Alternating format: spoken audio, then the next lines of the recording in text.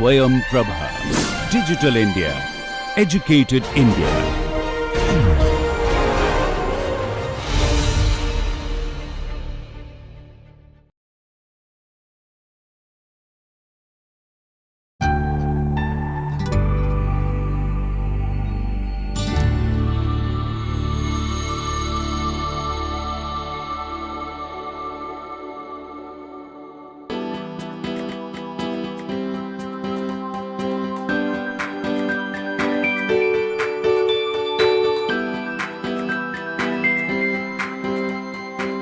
I welcome you all in the course Refrigeration and Air Conditioning, and today we will discuss on compound compression with intercooling in a refrigeration system.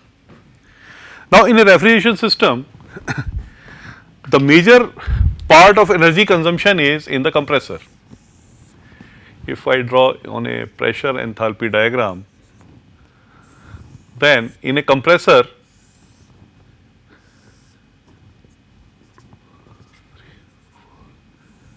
and 1. So, we get refrigerating effect in process 4 to 1 at the expense of the energy during process 1 to 2.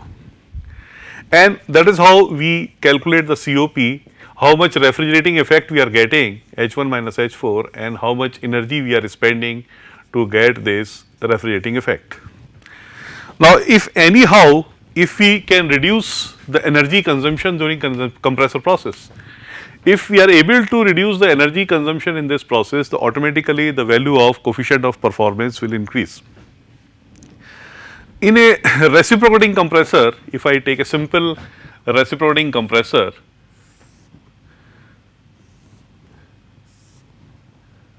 that is 1, 2, 3, 4.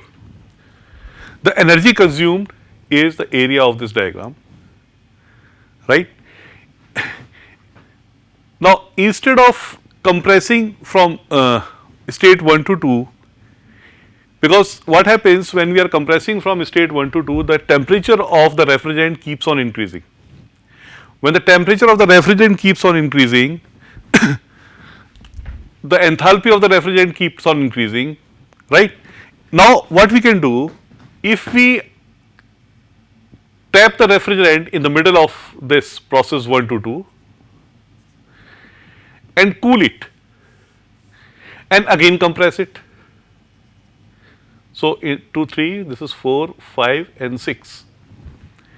It means we trap the refrigerant in the middle of this process 1 to 2, cool it to initial temperature. So, cool it, that is known as perfect intercooling. Perfect intercooling means the gas is trapped in the middle of the compression process and then it is cooled up to initial temperature T1. So, T5 is equal to T1.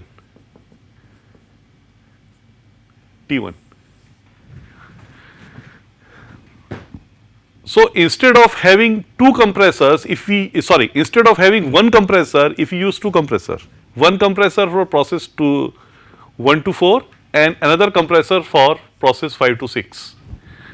Instead of using one compressor from state 1 to state 2, if you are using two compressors and one heat exchanger, we can save this much of energy.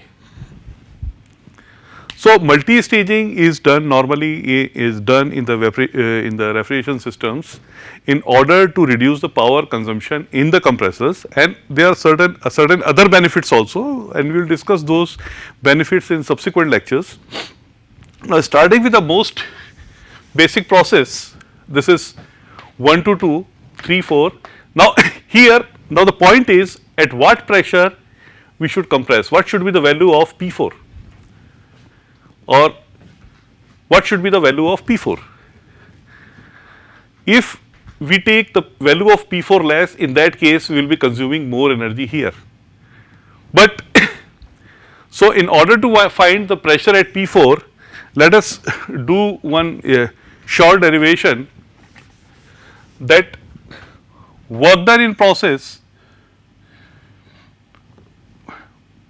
1 to 4 is in a reciprocating compressor, it is going to be equal to n upon n minus 1 P4 V4 minus P1 V1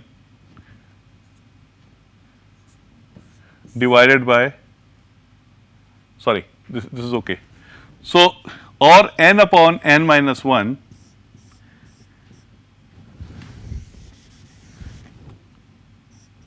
P1 V1 P4 by P1 raised to power n minus 1 upon n minus 1. Is it clear? So, this is the process 1 to 4. Now, process 5 to 6 is again we can write n upon n minus 1. Index of compression is remaining same, P5 V5 again P2 by P4 raised to power n minus 1 upon n minus 1. So, work done in this process is this, work done in this process is this. Now, total work done. Now, total work consumed during compression from state 1 to state 6 is W 1 to 4 plus W 5 to 6 is equal to W dash or modified work. So, now this W dash is equal to work in process 1 to 4, that is n upon n minus 1 P1 V1 P4 by P1 raised to power n minus 1 upon n minus 1 plus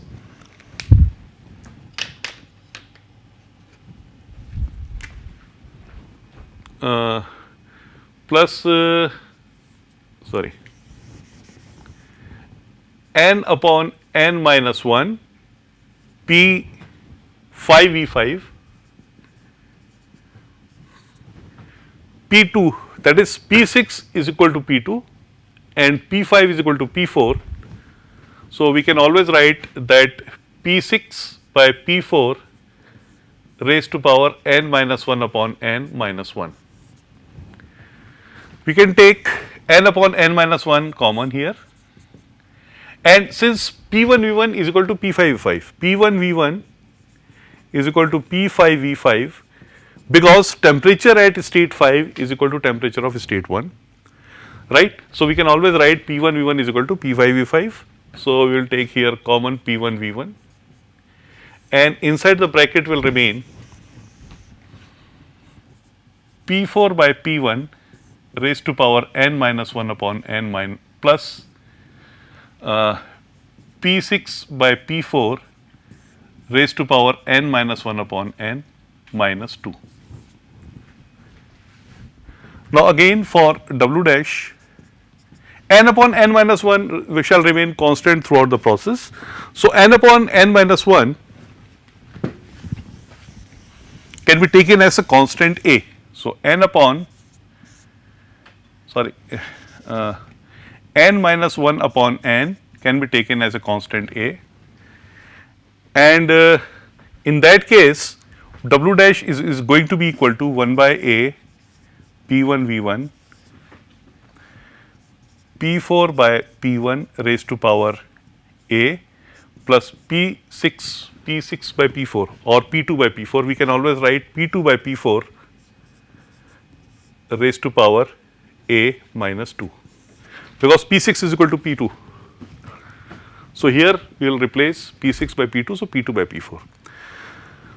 Again we can use same old technique, that is differentiate this dW dash with respect to P4 and put it equal to 0, then in that case we will be getting is equal to 1 by A P1 V1 A P4 raised to power A minus 1 P1 raised to power minus A plus minus A P4 raised to power minus A minus 1 P2 raised to power A, and this will be 0. Now, here what we have done, we have this is constant P1 V1 and A are constant, we have differentiated the work with respect to P4. So, when we are differentiating it with respect to P4, then a x to power a x to power n minus 1. So, a P4 raised to power a minus 1, P1 raised to power a, when it will go up it will become P1 raised to power minus a, then P4 here is in denominator, then minus a, P4 raised to power minus a minus 1, P2 raised to power a. We can further simplify it as a P4 raised to power a minus 1, P1 raised to power minus a, minus a P4 raised to power minus a minus 1,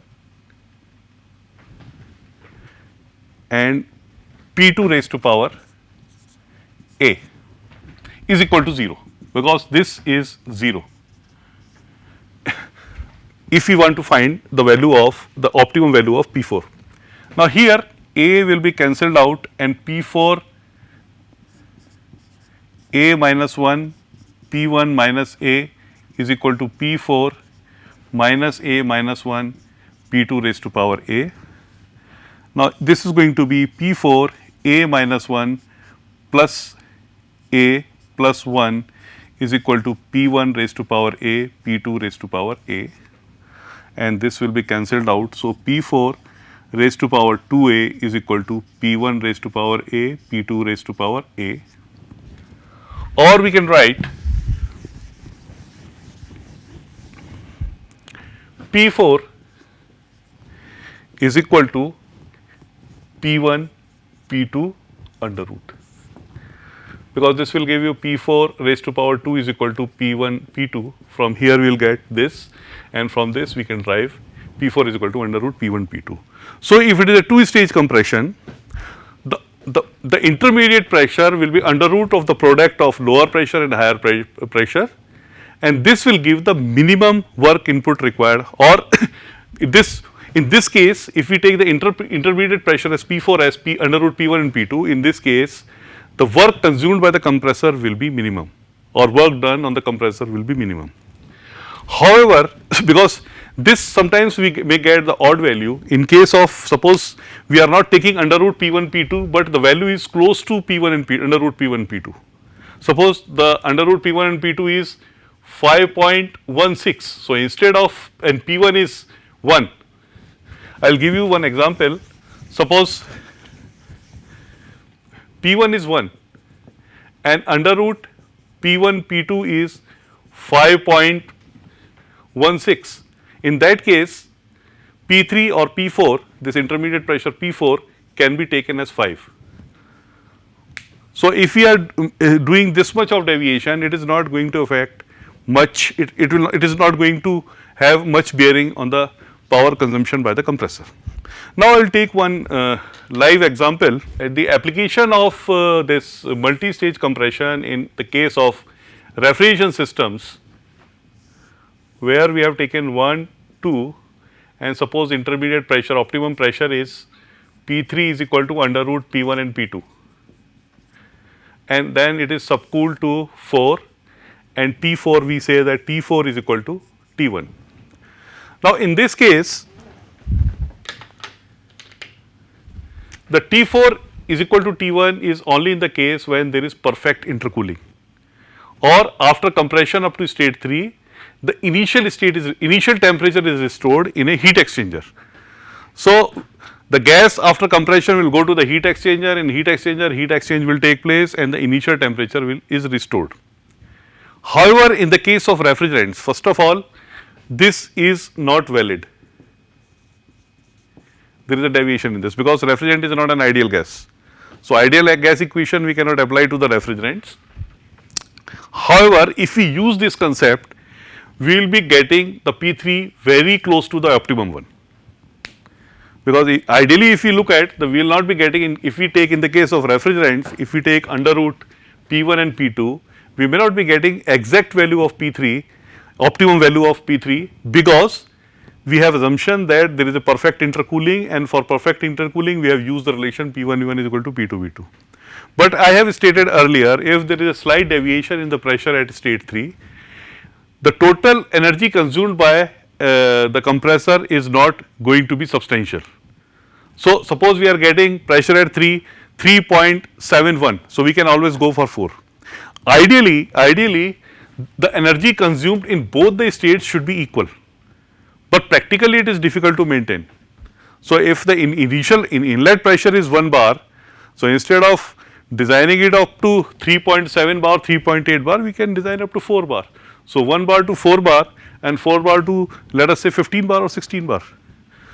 So, work consumed by the compressor in both the stages, it will be different, and we will be using 2 different compressors for these 2 processes in multi-compression system.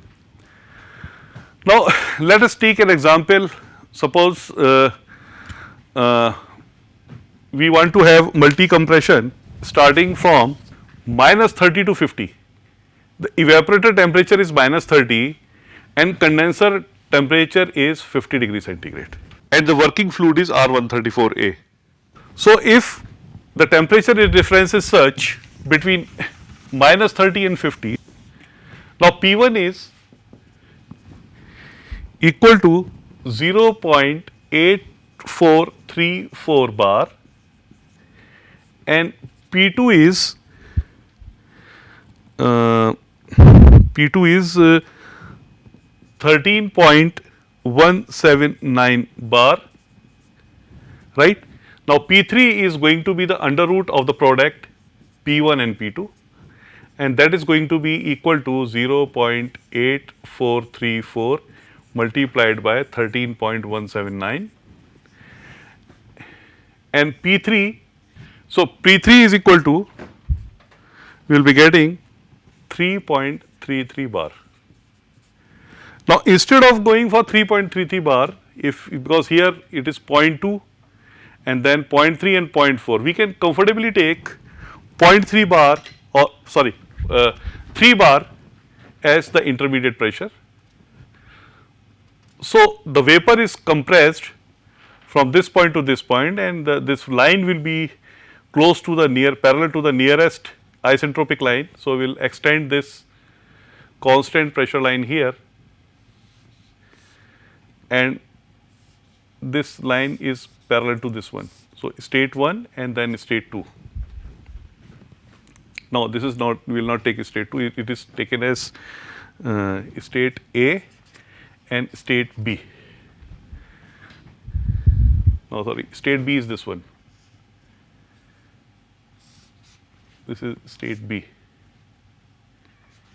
So, state A, state B. Now, first of all, we will draw the simple cycle, state A, state B, then state C, and minus 30. We will be getting here state D and state A. This is the original cycle without any multi-compression or intercooling, A, B, C, D. Then we will take up the cycle with intercooling. So, then it is heated, then cooled up to the saturation state, and then the vapor is again heated, and this cycle is H, F and G. Now, I am explaining it again. There is the original cycle which is operating between minus 30 degrees centigrade and plus 50 degrees centigrade. 50 degrees centigrade is condenser temperature, evaporator temperature is minus 30 degrees centigrade. Single compression from going from A to B, right. Instead of doing that, we have tried to find some intermediate pressure for multi compression. So, we have taken under root of P1 and P2, that is P2. This is 2 and this is 1. So, we have taken under root of P1 and P2 and we have got the value 3.33 bar. Now, 3.33 bar, instead of going for 3.33 bar, because this is for the ideal gas, we have taken 3 bar. Now, 3 bar can be easily shown on the pH diagram here.